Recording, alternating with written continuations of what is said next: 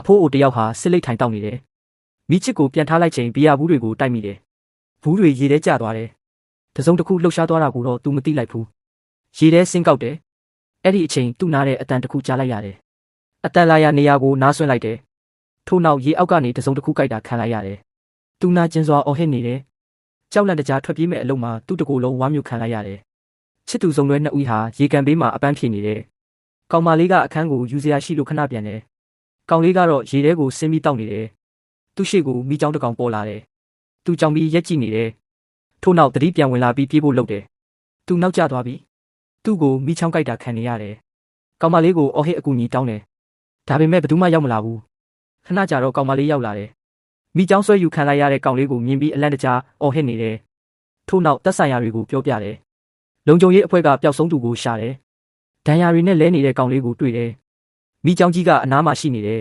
။ကောင်လေးကိုလှေပေါ်ပြေးလာဖို့ခေါ်တယ်။မိချောင်းကနောက်ကတောက်လျှောက်လိုက်လာတယ်။သူကောင်လေးရဲ့လက်ကိုဆွဲလိုက်တယ်။ဒါပေမဲ့ကောင်လေးရဲ့ခန္ဓာကိုယ်တော့ပါမလာဘူး